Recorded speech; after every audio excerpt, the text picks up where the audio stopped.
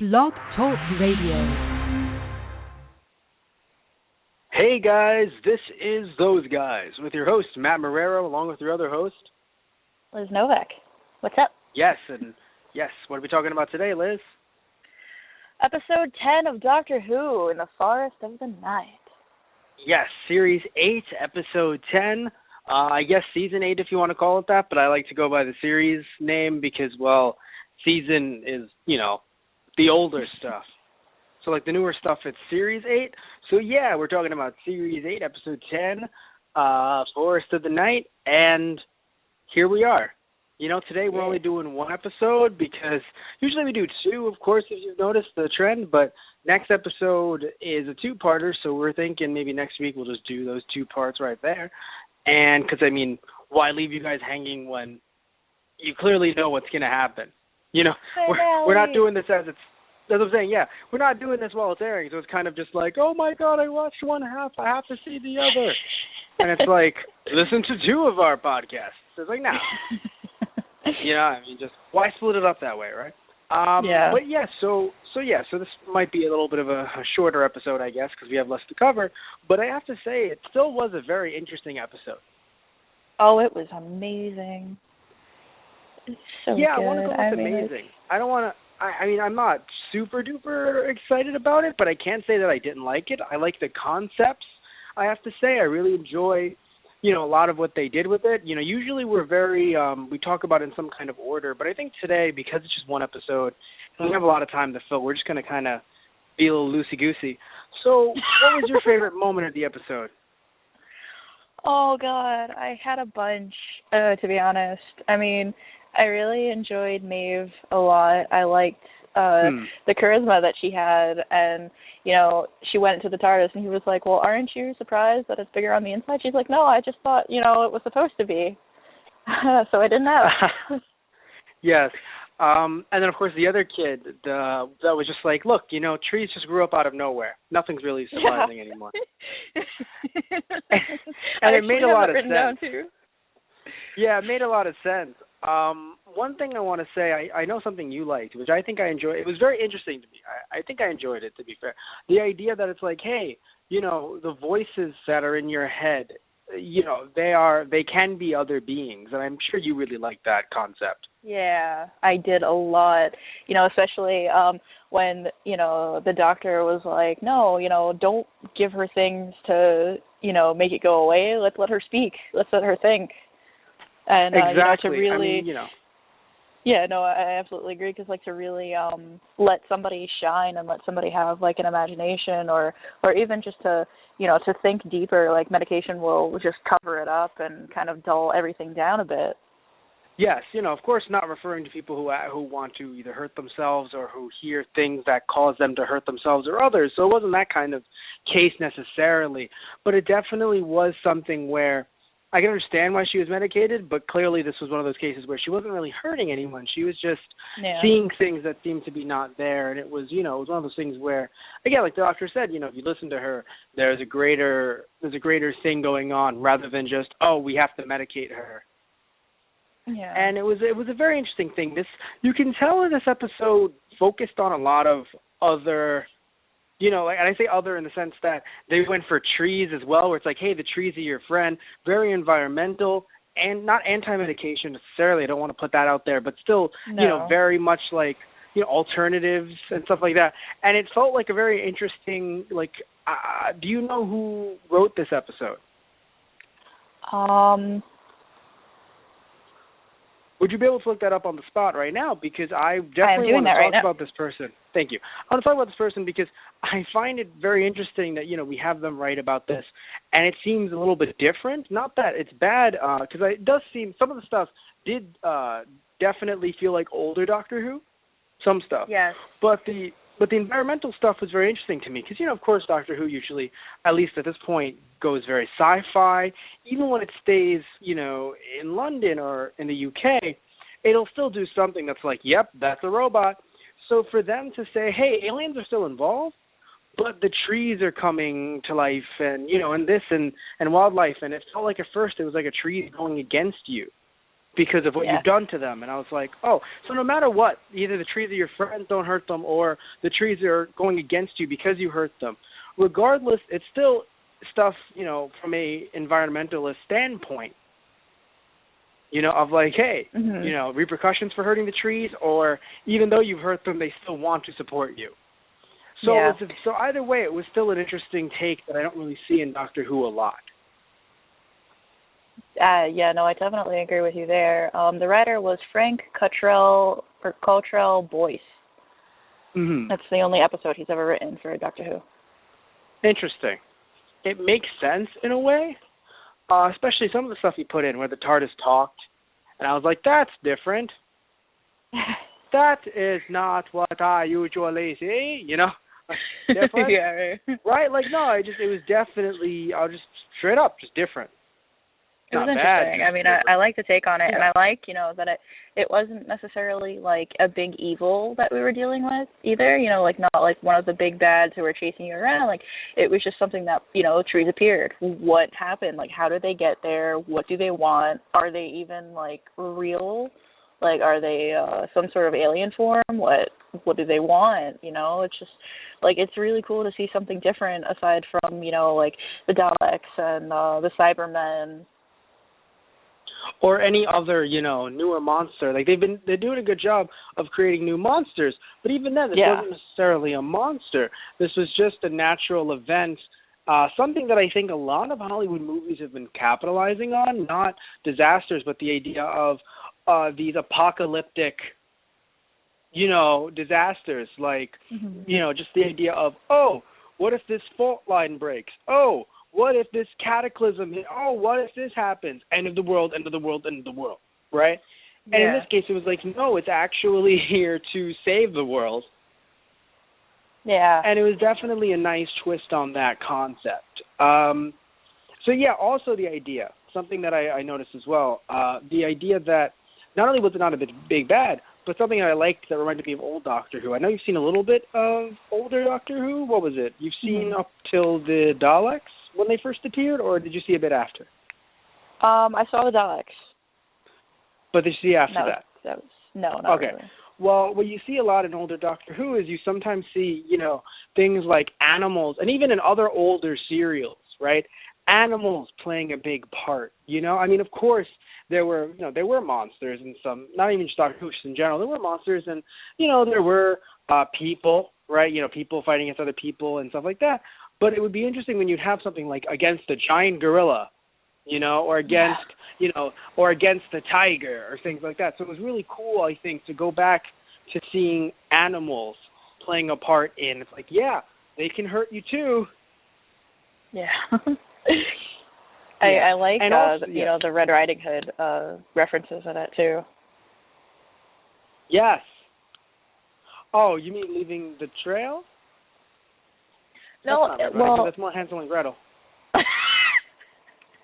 And then they made the reference to Hansel and Gretel as well. Yes. I mean, they had a lot of elements of fairy tales, like Maeve in her red coat being chased by the wolves, like the Red Riding Hood, and even the Doctor says, "Stick to the path, Red Riding Hood," and she's, Clara's just like, "Well, there is no path," and he's like, "Then we'll lunch." That's true. Something I think, and I like that, just the idea of, hey, the idea when it's like, hey, fairy tales are derived from the evils, quote unquote, in the forest. And I laughed only because in my head, all I kept on hearing, and I think, I'm hoping you all heard this too, in your head. Whenever they kept on saying, oh, the forest is bad, the forest, the forest, the forest, the forest, all I could think of was Evil Dead. That's the only thing I can hear over and over and over again, and I'm just, all I'm thinking is just hearing the chainsaw and just groovy. Like I was really hoping. I was like, look, I know you're not going to get Ash Williams in here. There's no way you'd ever get, but I was hoping. Oh man, imagine Bruce Campbell just appears out of nowhere. I've got this, kids. Yeah, no, I have enough experience being on a set to know that these trees aren't real. Like it's just all right, Mr. Campbell. Well, just the Doctor making a joke about it being like, all right, Mr. Soup. Yeah, right. Oh my god. Wow. But, that's great. Yeah. So anyway, I don't know. I mean, I like the episode. The only thing I guess I didn't like is, well, the constant misdirections, I think, which I guess was there to leave you guessing, but it kind of was just like, are they evil? Are they not? Are they evil? Are they? No, they're not. Right? Yeah. And it's like, I think, you automatically assume that something there is going to be evil. Which I guess that was good on us, where it's like, that's our fault, right? Yeah. The thing that I really have to say, though, that I didn't like, to be completely honest, was the ending. Oh. And because here's the thing, right? You're like, and I'm sure others were like, oh, that's such a sweet ending. The sister had no lines, all right? That's not her sister. That's a demon. Don't trust it. She was looking from the bush, and then the bush disappears, and she's giving this look like, when you least expect it, I'm going to eat you. I'm going to tear the flesh off your bones. She didn't even speak. Man. I'm sorry. She wasn't supposed to. I'm sorry. I forgot. Okay. I watched the episode in 2 intervals. All right, and it's not in my notes. Was the sister unable to speak for some reason? No, it just, I think, I don't even, they didn't explain what really happened to her. They just said that she disappeared. Yeah, she never said, hi. She never said anything. She never spoke at all. She's the devil incarnate, and she's going to eat their souls at night. I would argue she's probably the villain in the season finale, even though I know she's not. I would argue she has been pulling the strings for everyone involved in this series up until this point, including Missy, including every other villain that we've seen. She is a force to be reckoned with, and we should pay some type of recompense. We should definitely take shelter. She is the devil. I'm sorry. Look into her eyes. Look into her cold, dead eyes. I'm sorry. I'm frightened of that sister at the end, all right? I'm sorry. No, because I see these eyes from the bushes, and I'm like, if that's the sister, dear God. And all of a sudden it's just like, appears, and it's like, it's her. And I'm like, no, don't trust it. I can show that scene to any person. And I can describe the entire episode to them. And I can say, and she's looking for her sister, and she's lost, and finally she finds her. And everyone's all happy and excited. And then I show them that clip, and they're like, is the sister behind the demon from hell? Oh, my God. I'm sorry. I did not think of that as a cute moment. Listen, she's not just a meat suit, I swear. No, she's not just a meat suit. There's a demon under it. To say she's just a meat suit means that it's just a meat suit moving autonomically. No, it's not autonomous or anything. There's a demon under it. Oh, listen. I know I'm sounding very harsh, but there was something about the music and the look in her eye and the fact that she never spoke, and it seemed too good to be real. A bit like the idea of a child saying, hey, don't blow anything up, and the military going, welp. Yeah. I mean, granted, look, suspension of disbelief, I love this show. Obviously, trees aren't going to come from the ground up that way anytime soon, right? Maybe trees in the future, aren't going to come but save not us anytime from an asteroid. Soon. No. We're going to fully take the blame and the hit for it, right? But now but we the are. thing is that, yeah, we would. And it's our fault because we killed the trees, come to help right? us now.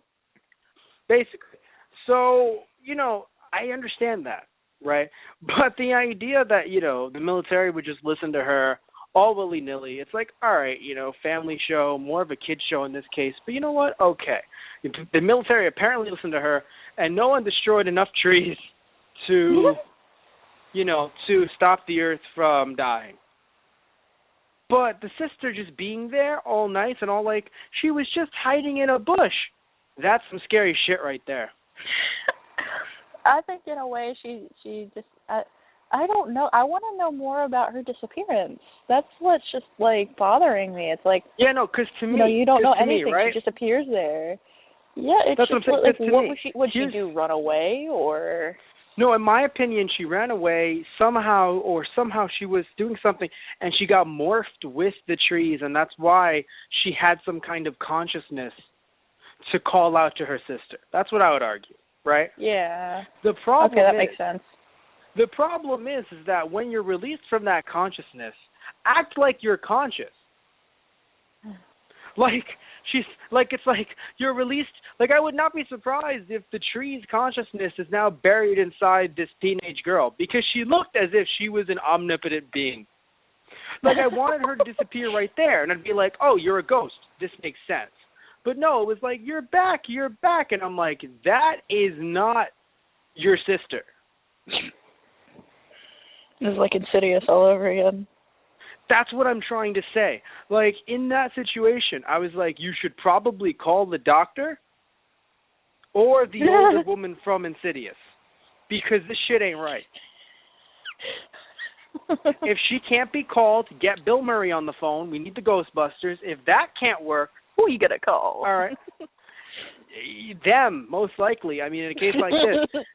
And if you can't, you know, get the ghost facers. Look, we need something here, all right? Because this shit is not supposed to be the way it's supposed to be.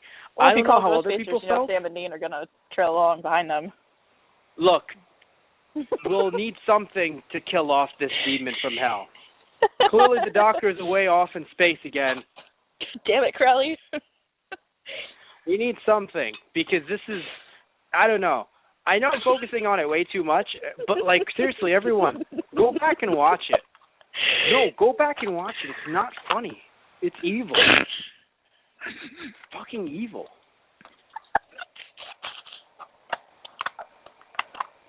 But seriously, yes, currently you were dying. All right, no. But all jokes aside, although I wasn't kidding, to be fair. But all jokes aside, you were saying you wanted to know more about. So do you think that possibly did hurt the episode? The idea that a plot point was kind of never really addressed? Yeah, because, I mean, she's, like, Annabelle's talked about, but she's not really, like, the only thing that's mentioned in the beginning was that, you know, Maeve was experiencing, like, you know, a traumatic event in her life. You know, she's on medication from a huge trauma. And then you find out, you know, that her sister disappeared, and that was the trauma that caused it. And then what I want to know is, how long has she been gone for her sister to be on medication already for this? And what happened to make the sister disappear? Those because in my head, two things that are just like, what happened?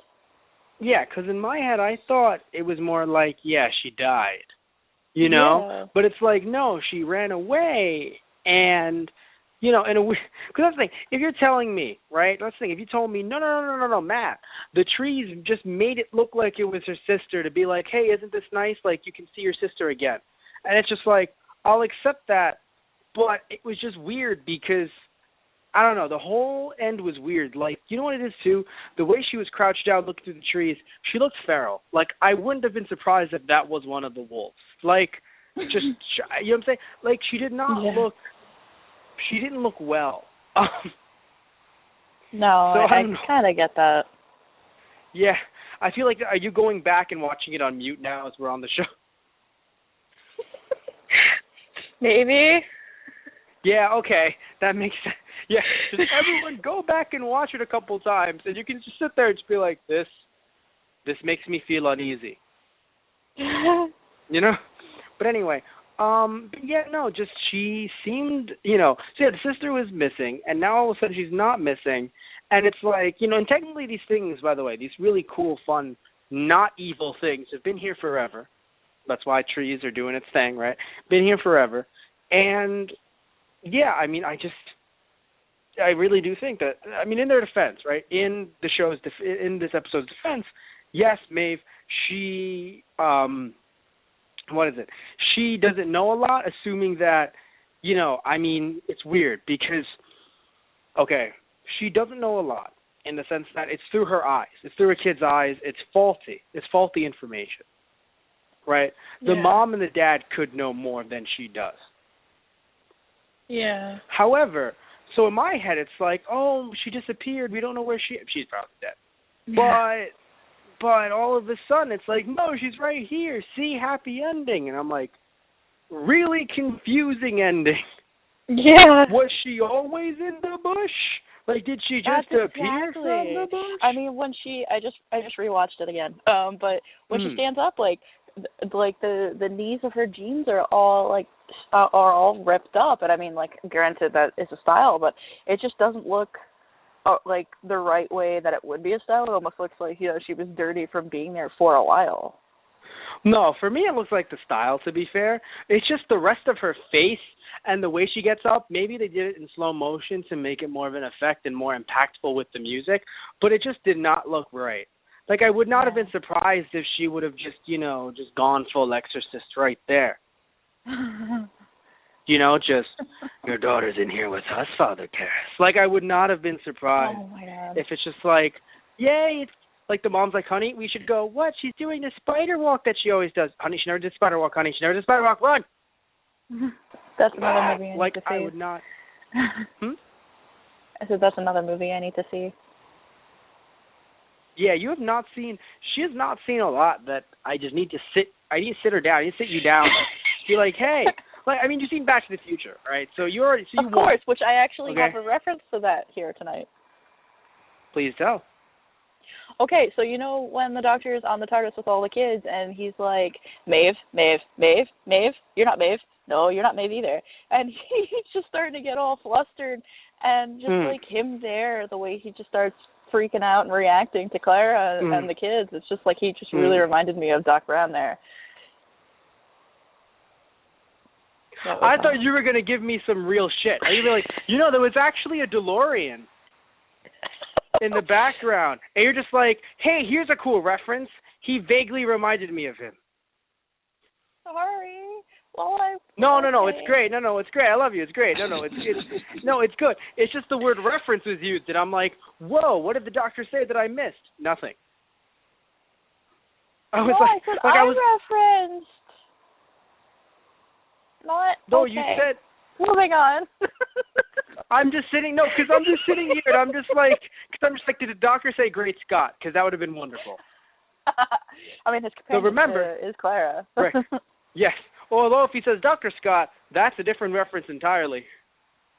Oh my God. But no, yeah, I don't know. Like, okay, so I liked the episode, of course, but some of those reasons are why it kind of drew me out of it. Yeah. The idea of the ending and generally, but I can't say that I hated it again. I really enjoyed it. Okay, so out of now that we're at the season finale, let's do it. And we're only doing one episode of this podcast. What would you give it? What would you give this episode? I would give it I would give it like an 8.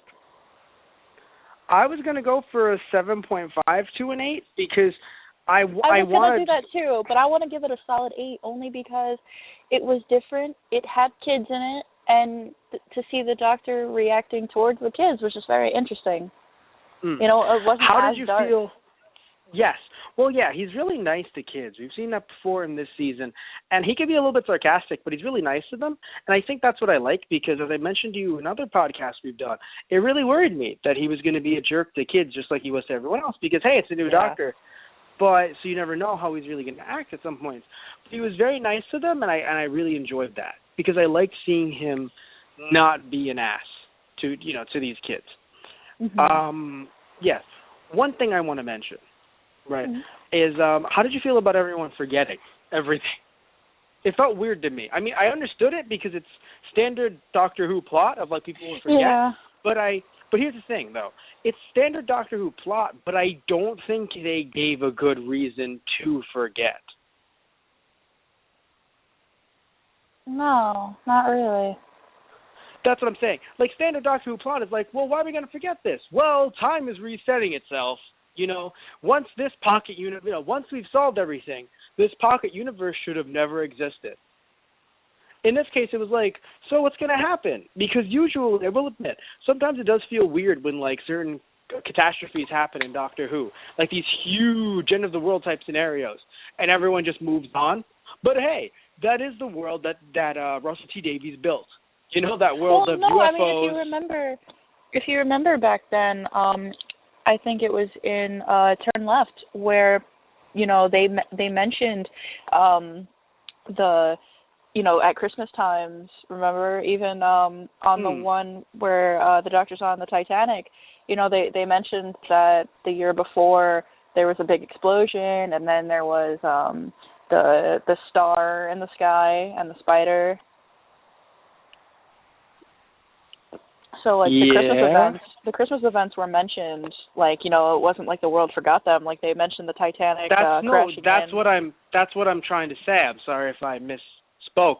I'm trying to say the world that Russell T Davies built, thankfully, didn't forget. Mm-hmm. And the world that he built acted like things really happened.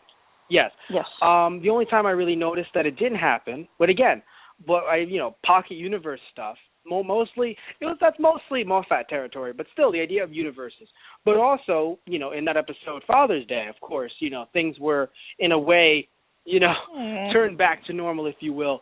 But for the most part, yes, what I was trying to say, and again, sorry if I misspoke, because sometimes I'll switch some things around in my head. What I was trying to say was the idea that in Russell T Davies' era, not that I enjoy everything that happened during the time that he was on, especially some of the finales, was not the biggest fan. But what I will say is I enjoy the idea of people being able to say, minus a few Torchwood cover-ups here and there, people were able to say, hey, this thing happened, right? Yes, a turn left moment appeared, right?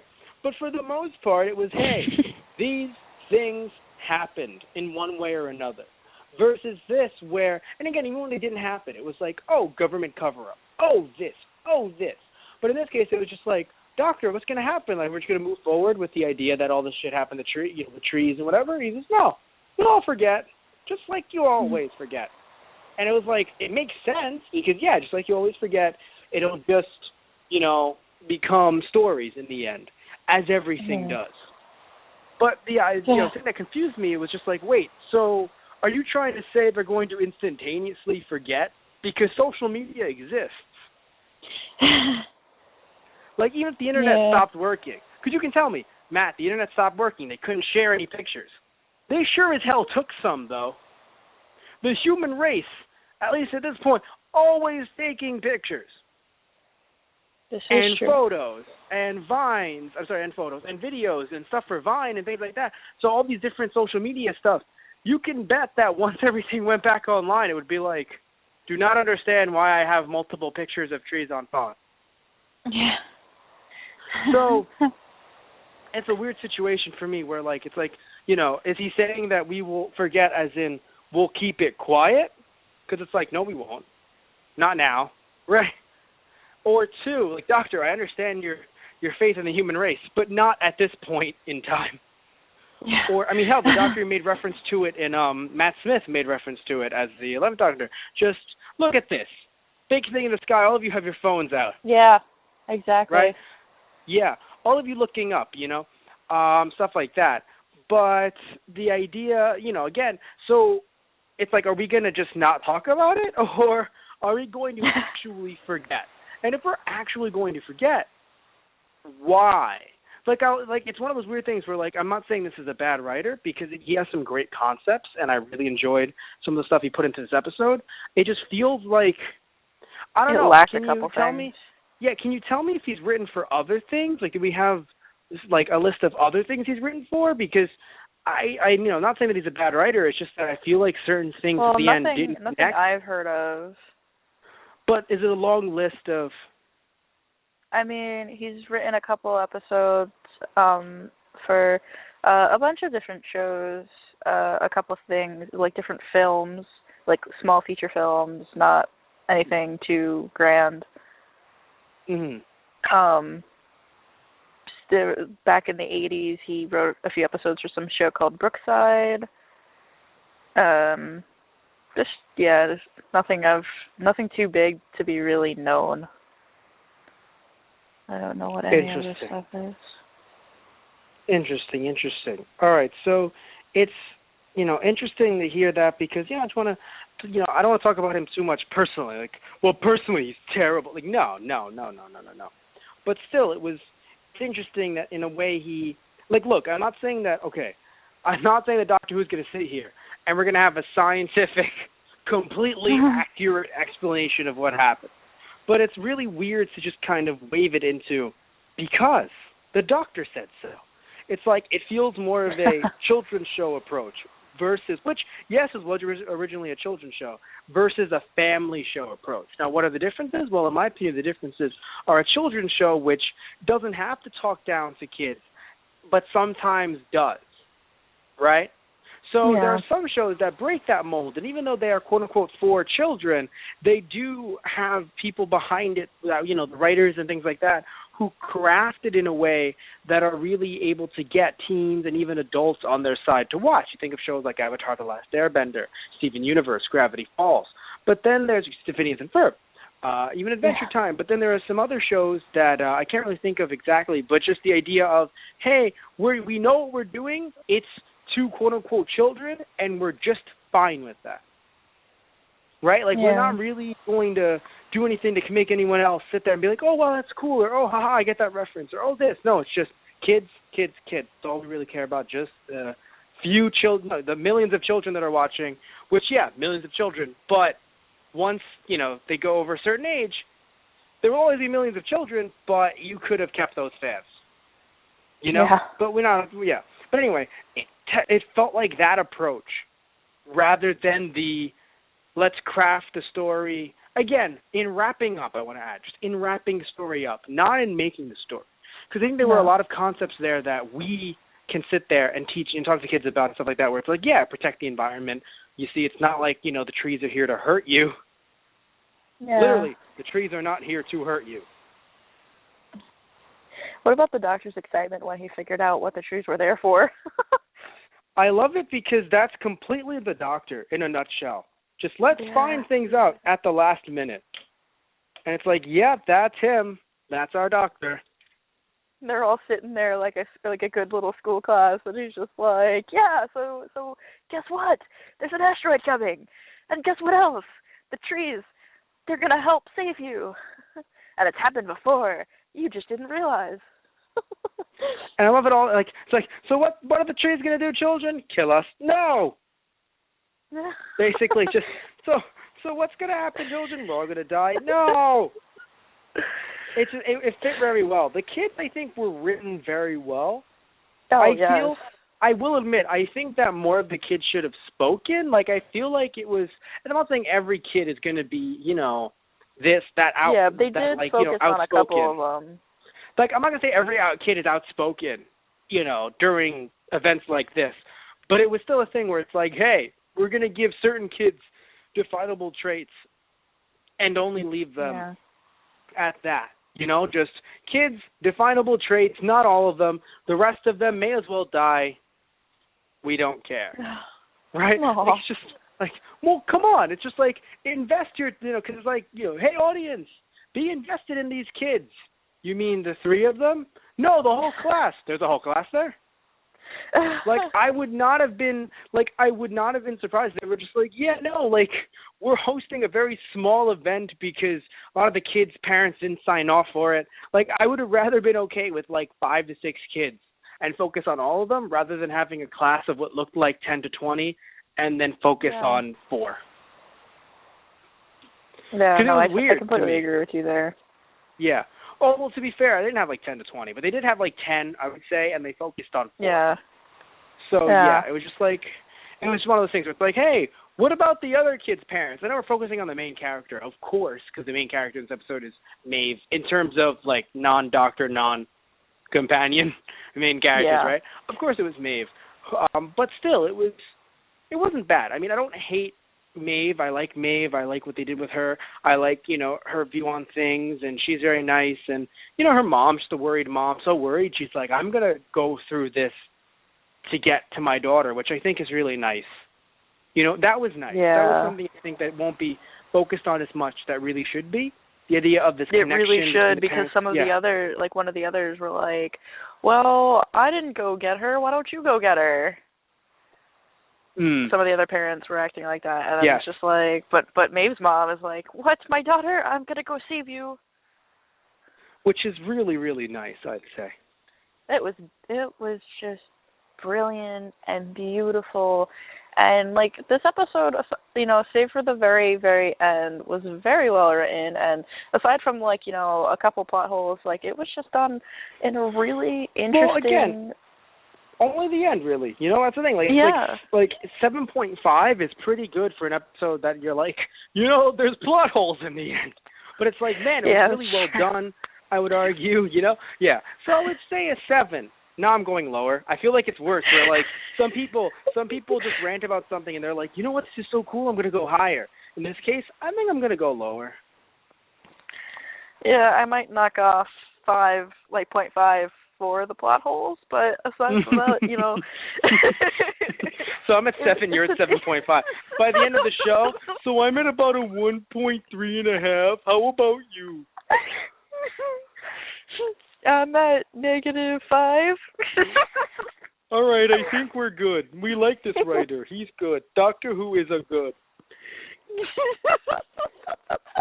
But anyway, so, you know, before we wrap everything up, I just want to, you know, say so. And I know it's funny. It's like, wrap everything up already? It's like, well, please, before we wrap anything up, as I was going to say, what do you have to say? Do you have to say anything else before we start to wind things down a bit? You know, I just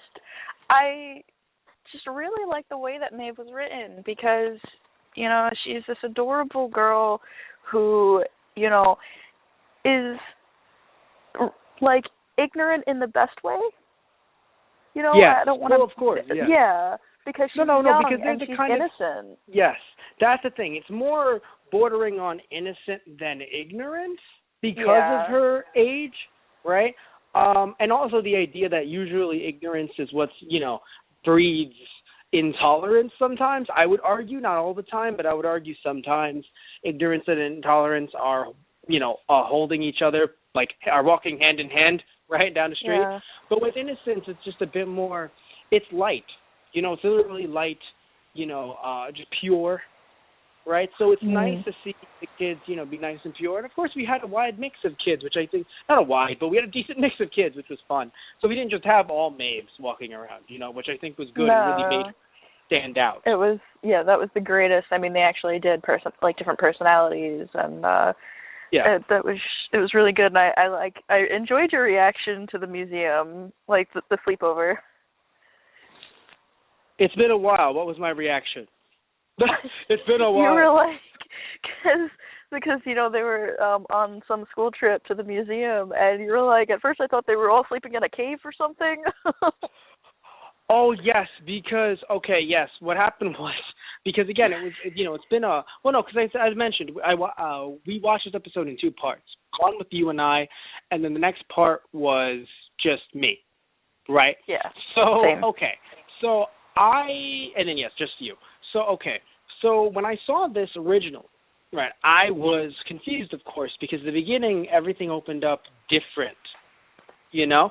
So you know, the doctor being nice to the little girl was good, like not that beginning, though I liked that beginning, right? The TARDIS talking again, as I mentioned before, awkward and different, and you can tell that sometimes, not all the time, like and I'm really have to say this, it doesn't always happen, but it happens sometimes. The idea that I feel like if someone is, because this guy clearly is an established writer, right? So he's trusted. I don't know if they looked over his script as much as I heard that Moffat looked over some of the other people's scripts where he helped kind of shape them and mold them. I've heard he's done that to Neil Gaiman's script when he wrote one for Doctor Who. So what I'm getting at this, right, Liz? What I'm getting at, Liz, is the idea that this has happened before, actually, when during Russell T Davies' era, if you remember A Girl in the Fireplace. That's my favorite episode.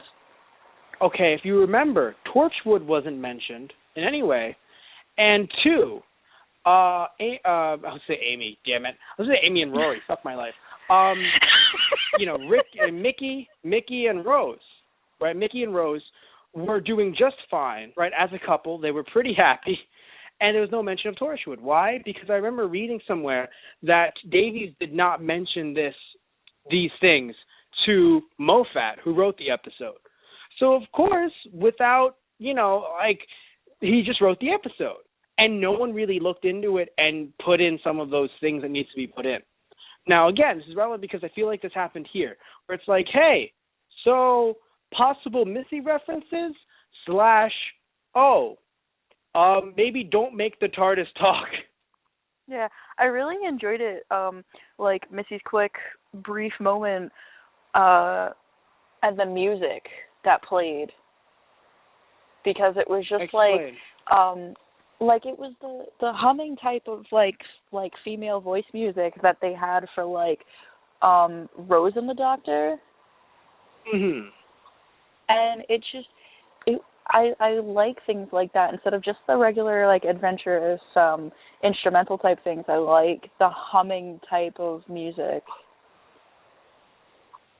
So you're saying you like the music that appears for Missy? Yes. Well, if you can go back later and check that out, like that just really stopped me, and I was like, "Oh, this is so pretty." But wait, but clarify this for me. But she wasn't in this episode, though. Yes, she was.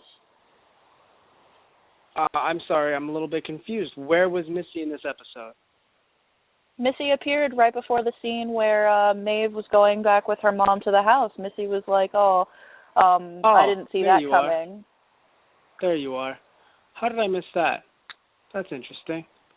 Well, apparently you didn't see that coming either. What's funny is, I have subtitles on this, and actually she literally just said that, and I was like, I did not see that coming. How did I miss you? Why are you not in my notes? Why did I miss you, Missy? Why are you not in my notes? I think what I saw was, you know what it is? You see the trailer for the next episode, and I'm just exploding. I know. Yeah, it doesn't help with the sound off. She's Satan. This teenager is Satan, and she needs to be stopped.